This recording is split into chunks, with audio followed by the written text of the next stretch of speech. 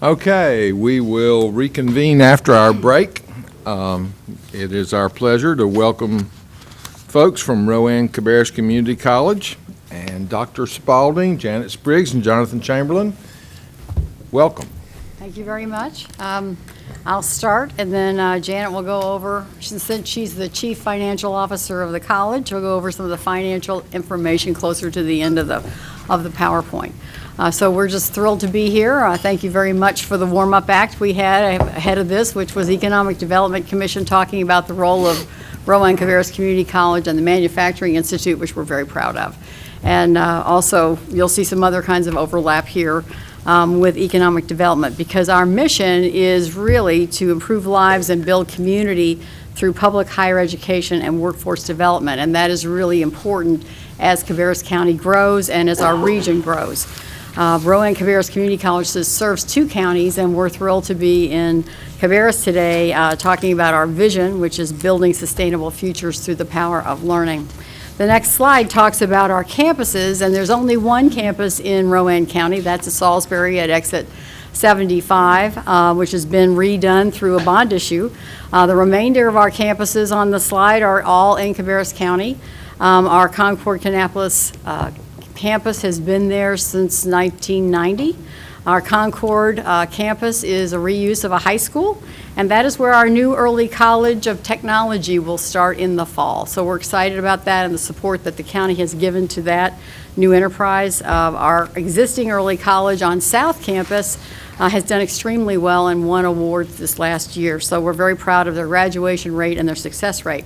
In the right-hand corner is our new facility at 120 West Avenue in Kannapolis, where we moved our cosmetology, aesthetics, and other programs. And I'm pleased to say that that particular facility, because it gave us more capacity, we have seen an increase in enrollment of about 20% there. And so it is the largest cosmetology program in the state, and is does very well on all of its state tests. So it's really an exemplary program. So thank you for the assistance in doing that. It was really an important move for us. Our other locations are the state-supported building in Kannapolis at the research campus. This one is not supported by either county. It is through a formula, just like the other buildings on that campus are supported through a state allocation. But we do have our biotechnology program there, which is frankly second to none in the country, and our nursing program, both LPN and RN for the county. And right now, in the library, we're doing our training and testing for the Manufacturing Institute. So it gets used for more than biotechnology and more than nursing. And in fact, our small business program, Small Business Center, is in that particular facility as well. The next slide shows you about our unduplicated headcount, and for the first time, Concord has more students than Salisbury, and that is a big change. The North Campus has always been our largest campus. Now that's not true. And you can see the headcounts by municipality. Our students take classes all over 2-county area. So it's not definitive, but it does tell you that the participation here in the county is substantial. The next slide talks about our enrollment, which is substantial too. Our FTE, which is how we're funded, is down, but our student head count is still very high because students are actually taking fewer courses. So what happens is that they'll get a job, and so rather than going full-time, they'll take fewer courses. So our students are going back to working and going to school part-time, or rather than having 3 jobs, they have 2 jobs and a class. And we also have seen an increase in our enrollment in our online classes, which also is another indicator that students are going back to work. So that's good news for the county. Our students are average age is 28, and Cabarrus County residency, we have 45% of all of our students who live in Cabarrus County. I wanted to talk a little bit about our 2016 graduation, and our chairman has already talked a little bit about that because he was our excellent speaker this time. We graduated 997 graduates and 107. Pardon? No.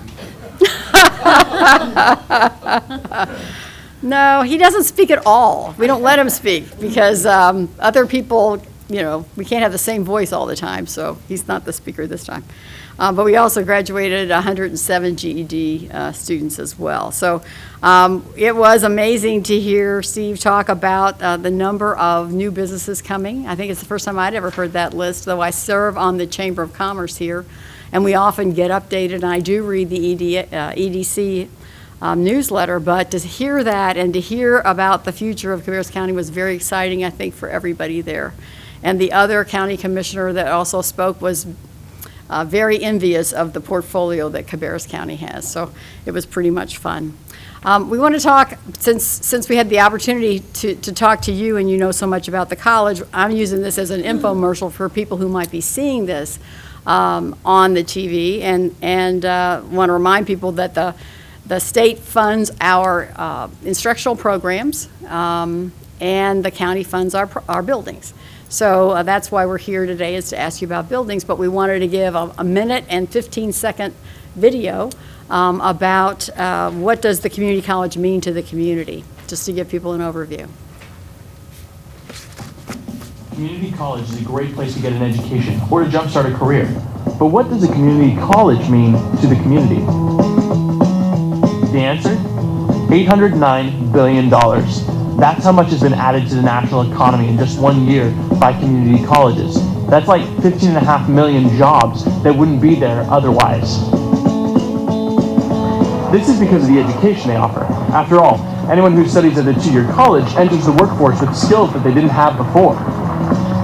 When employees apply these skills, they earn higher incomes than they would otherwise, and they drive up employer profits.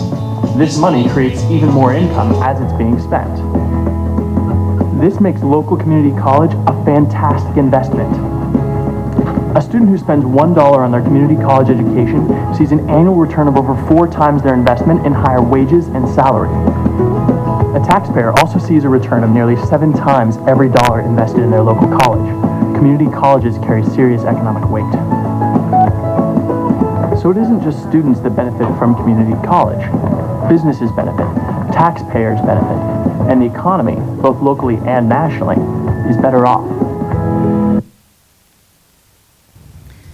So as you will see on the next slide, in 2014, you just heard on the video the impact that community college graduates have on the local economies, primarily based on the extra income that they're able to make, and by making the extra income they're able to spend in our communities and for economic development.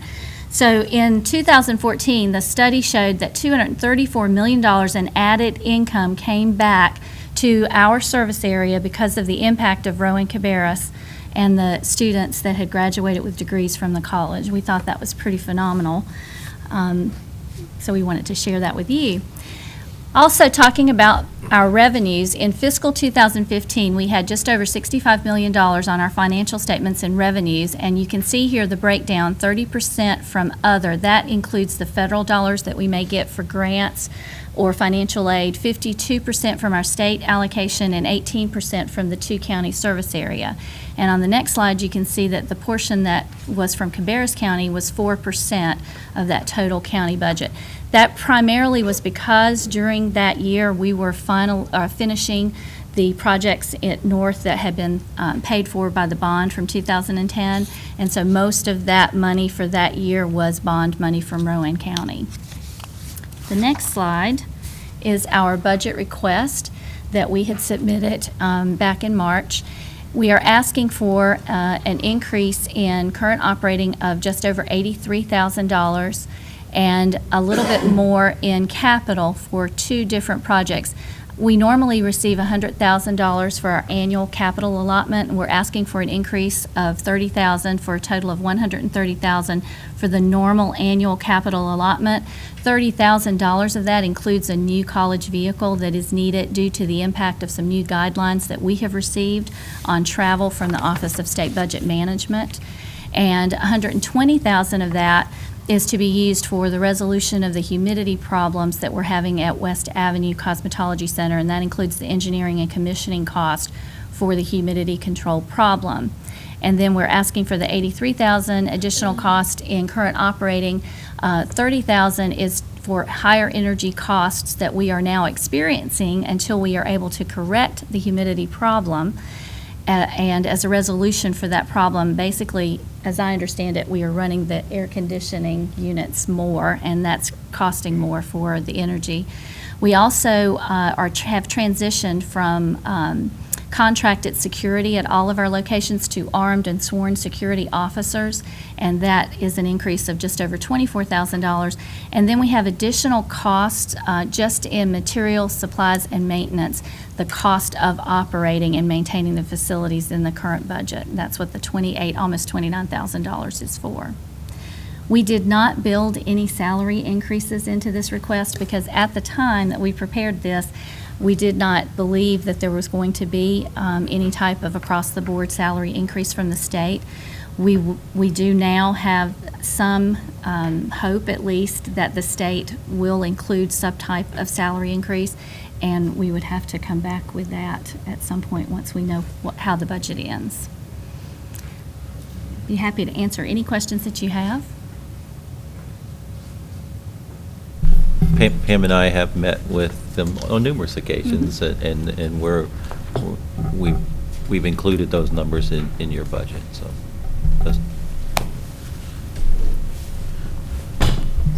Any additional questions? You must have done an excellent job explaining.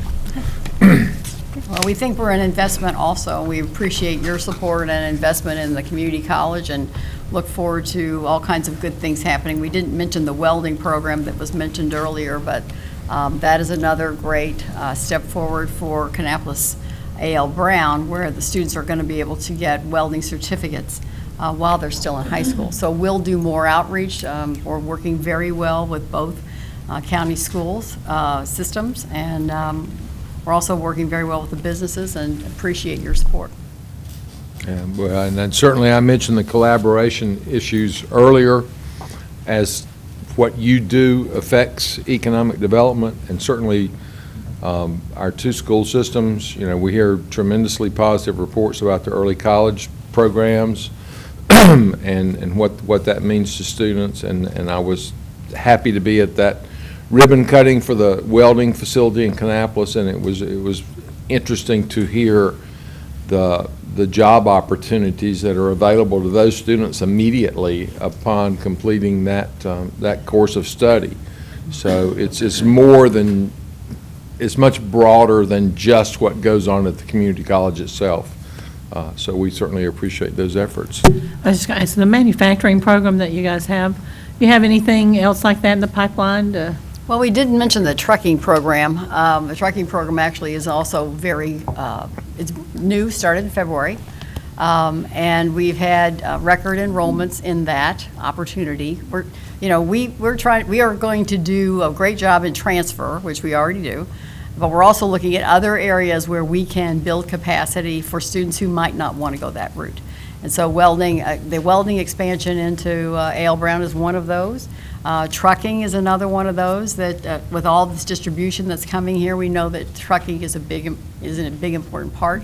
And we've got some other ideas for starting other things. And so we will be doing some of those. But the Advanced Technology Center is going to take us years before it really delivers on its promise. But we are continuing to work on what's going to be possible.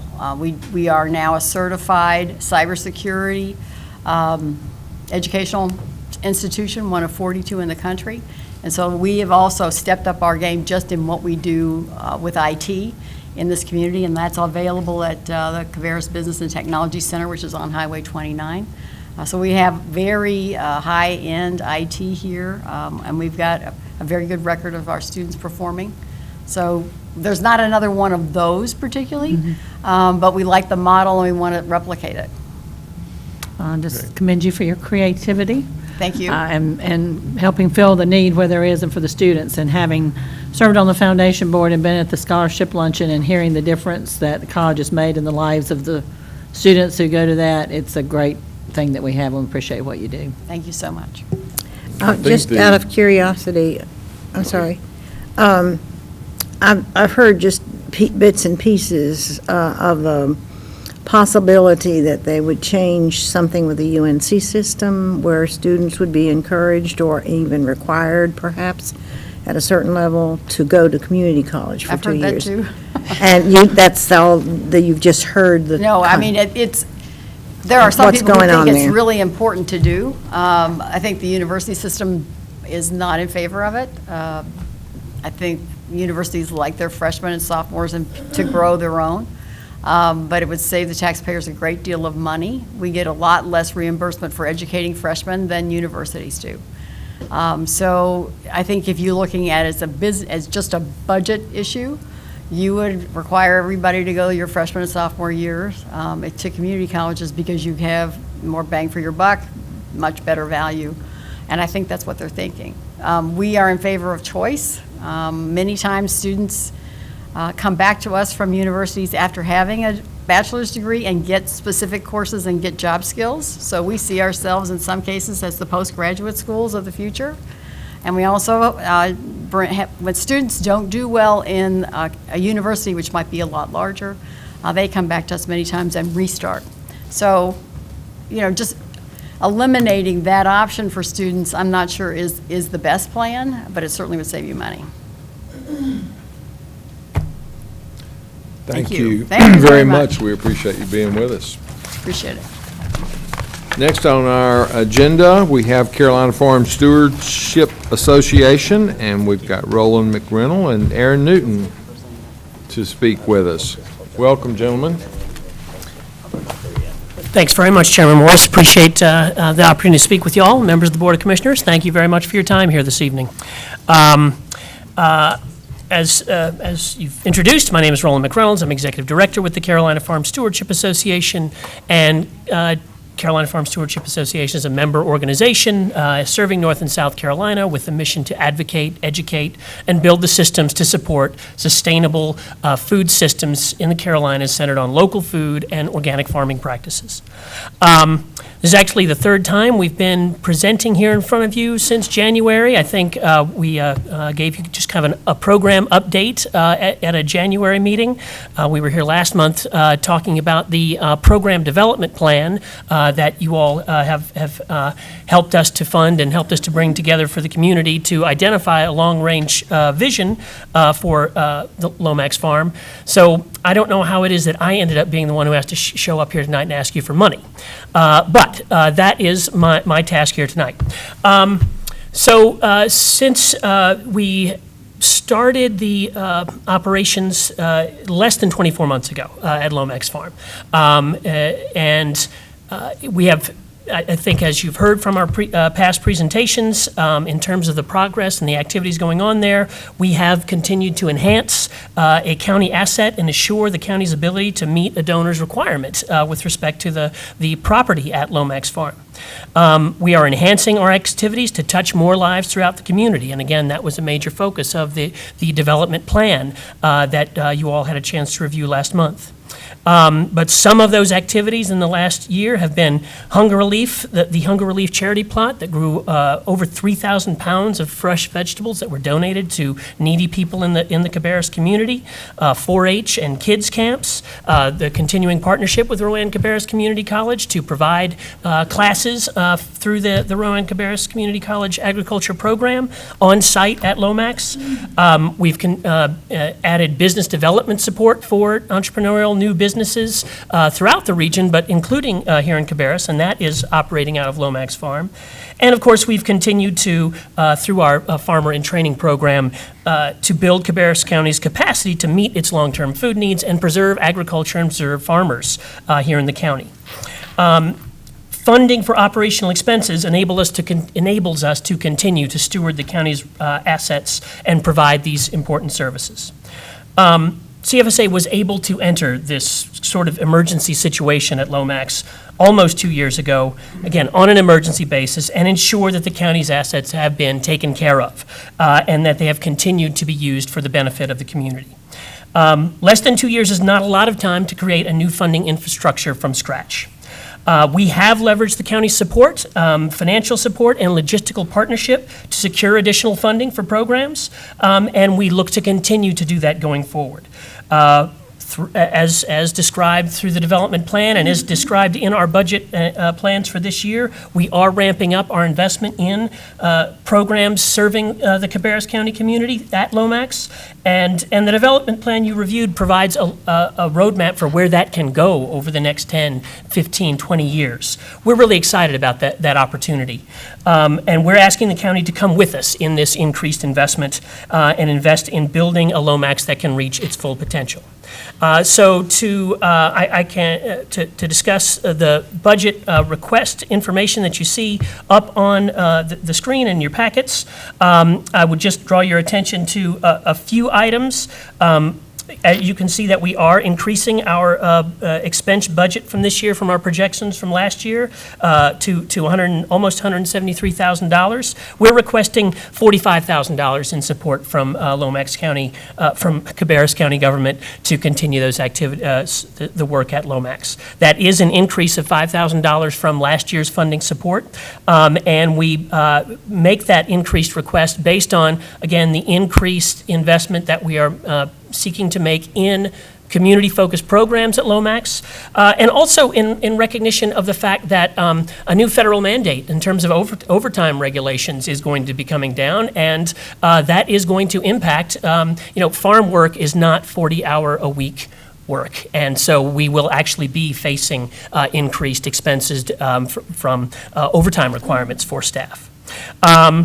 Some of the other changes from last year's budget, you can see that we have now 3 staff people that are based at Lomax Farm, and the Organic Research Coordinator and the Food Systems Coordinator. And again, the Food Systems Coordinator, Thomas Moore, is supporting economic development and development of food distribution networks and support here in Cabarrus County.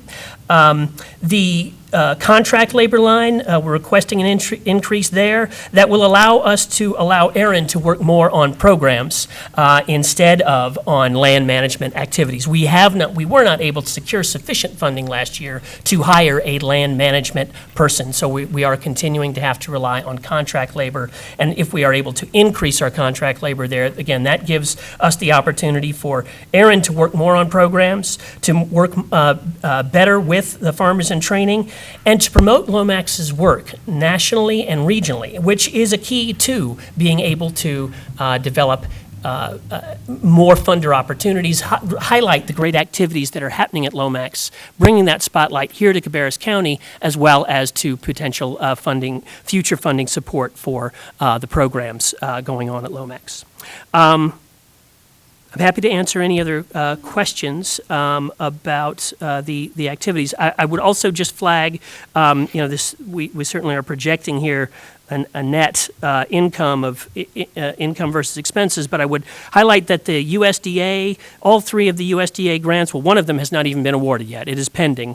But the other 2 are grants that are actually committed through the end of 2017. So we have to spend that money out over a longer period of time, and that really accounts for the net that you would see in this budget.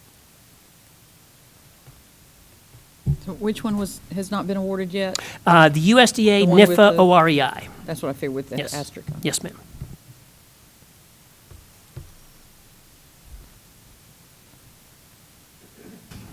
Mr. Chairman, I notice on this that they're asking for 45,000, and then in the prior presentation, it had 25,000 in there.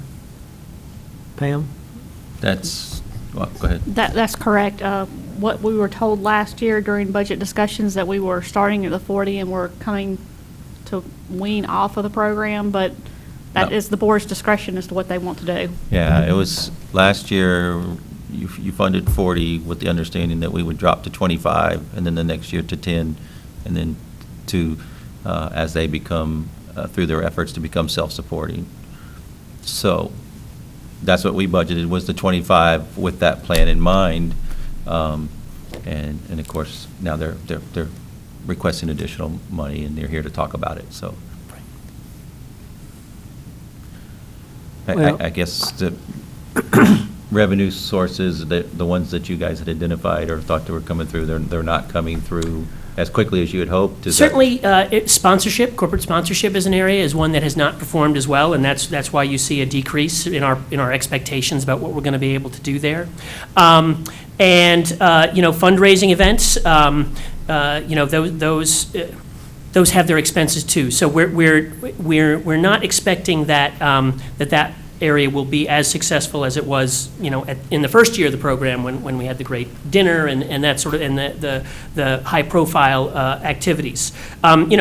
We didn't have as many successes with grants last year, but we, in our current fiscal year, starting in January, you see that we have been able to secure some grant funding that does carry us through future years. So we certainly feel like there are lots of opportunities for growing the overall pie and growing the amount of and reducing our dependence on the county in the long run.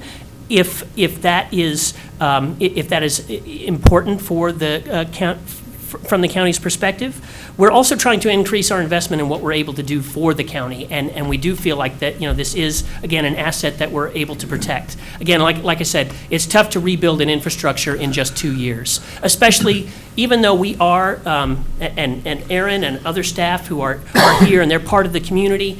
We as an organization, Carolina Farm Stewardship Association, we're based up in Pittsboro, it has proven more difficult to make connections with local funders who are interested in the promotion and support of the program. So that is why we're seeking a greater amount than the 25,000.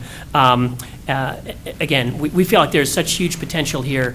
We want to make sure we're investing to get it up to speed to where we can meet those really ambitious and exciting goals that are laid out in your development plan. Well, there's no doubt in my mind that what you're doing out there and what Aaron and his staff are doing it's a wonderful entity. There's no doubt. I appreciate that.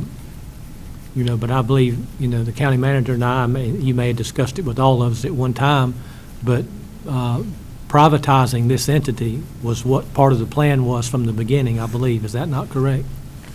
I think that's what some of the discussions were when the board made as Roland, the emergency takeover. Right.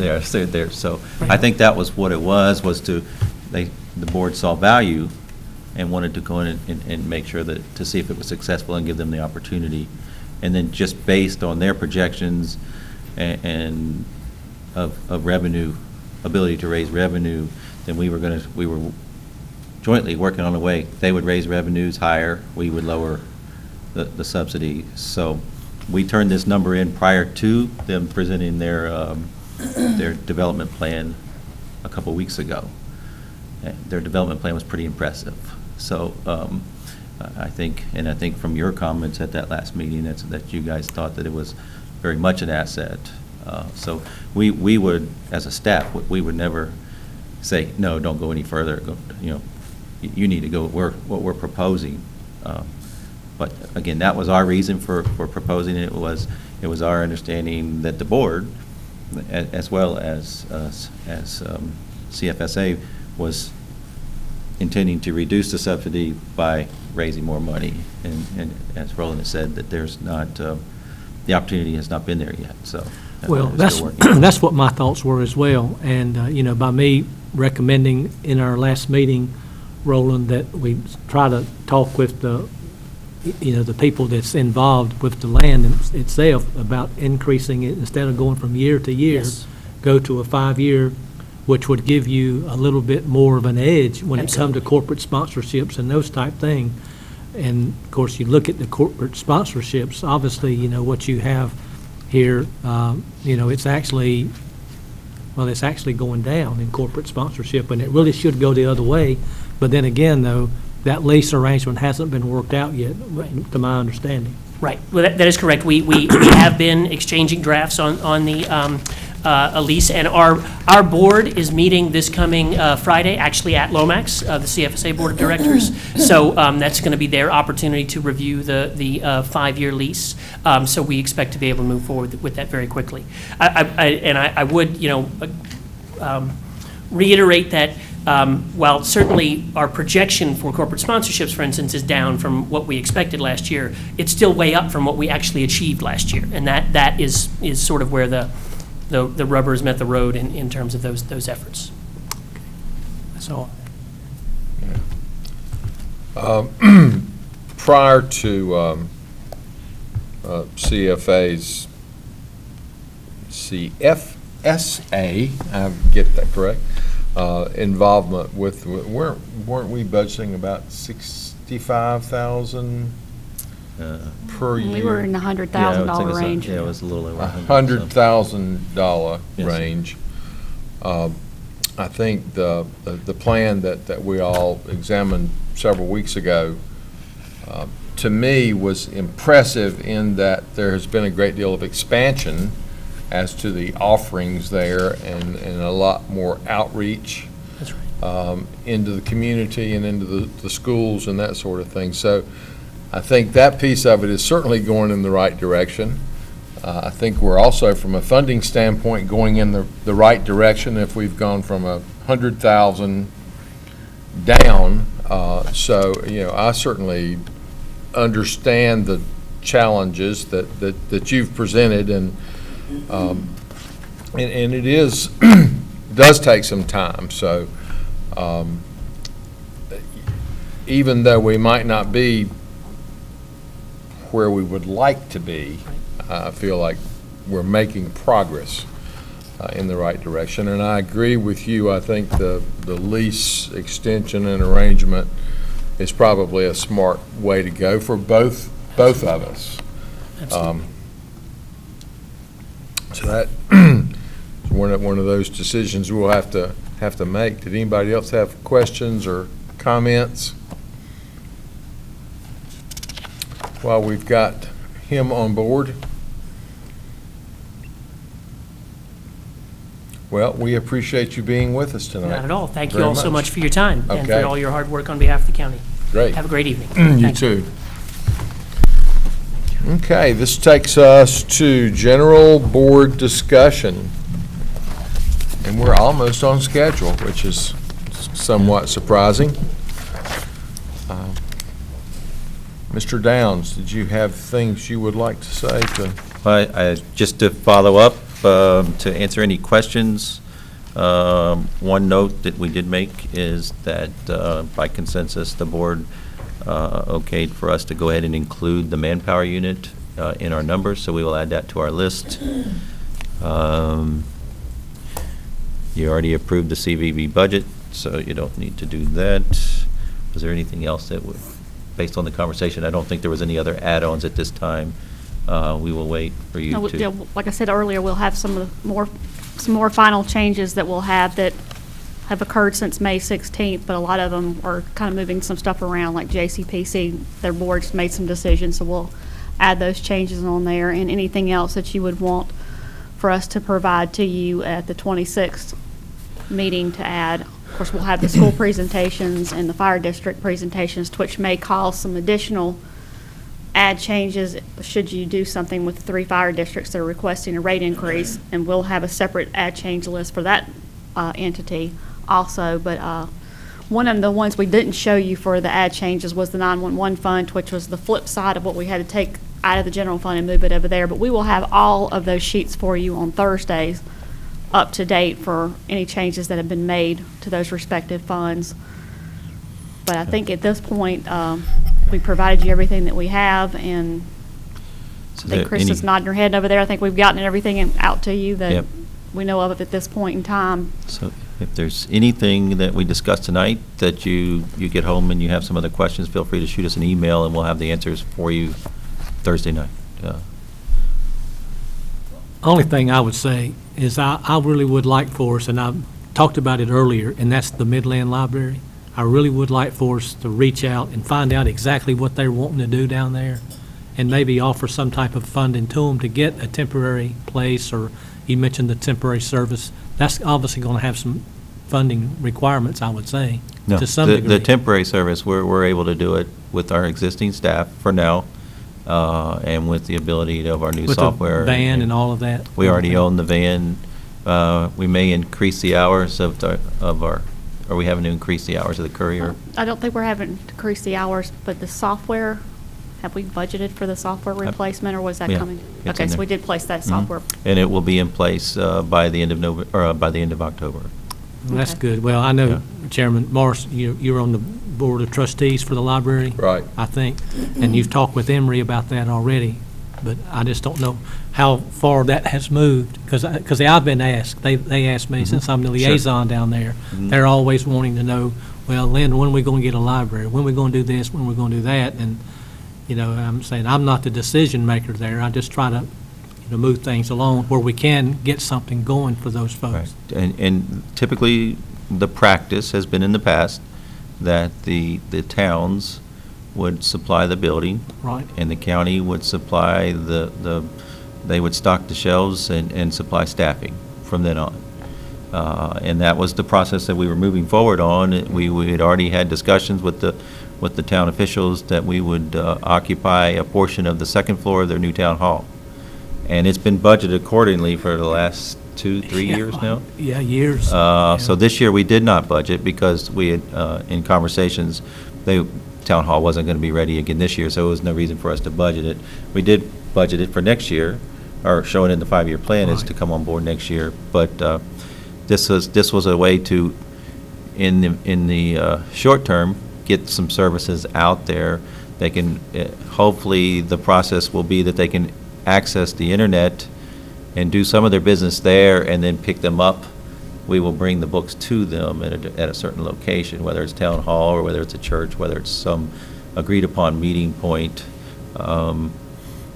So that's what we're able to provide at this time. Again, we're ready to move forward and recommend to you funding as soon as their building is up and running. Okay. So Well, that's good. whether And- it's the and- town hall, or we would prefer that it's a permanent location, because if we're going to start staffing it, we don't really want to move it around from a storefront here to something there, so.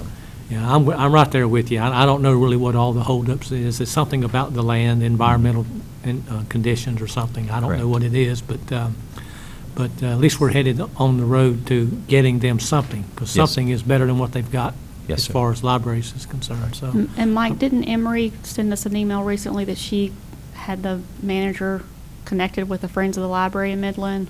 Yeah, they've been talking, and that's when they met with Commissioner Morrison and I, and I think now that Emory has spoken with their manager. She's trying to connect them too, and I think try Yeah. to provide as much stuff as she can. But the software was going to give us an advantage to be able to do a lot more electronically accessible, to be able to take books, just like we do for the nursing homes. We go to 4 or 5 different nursing homes, and they check out books, and we bring and deliver and pick those up. So it's kind of a very similar service. So we already had the vehicle, and we already have the person who does that. So we were just expanding and adding their site to our list. Well, that's great, and I appreciate everybody's effort on doing that for those folks, because, they complain they don't have nothing down there, so we can work on that. Right. And I'm glad you are working on it, and I Yes. appreciate it. And I think when you and I met with the Friends group down there, that was one of the big questions was the software.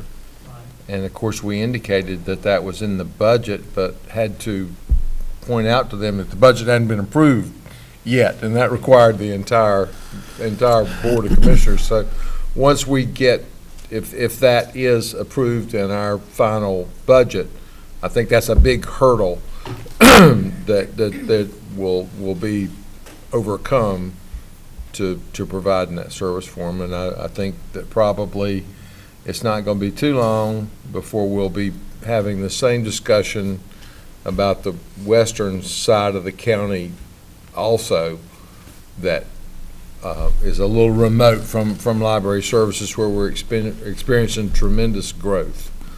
So hopefully that may be some solutions for both of those areas. Any other questions, comments? Now, if I understood correctly, in our proposed budget, we have $25,000 for the Lomax farm. That is correct, yes. That is included, so that would be a change that we would need to consider if we want to honor their request. So that's that would have to come out of this contingency list that we use for the fireman workforce. So if you want to give that some thought between now and Thursday, we'll need to come to some conclusion as well on that one. Anything else? No, sir. If not, then we will stand in recess until Thursday at 4 o'clock. Thank you very much.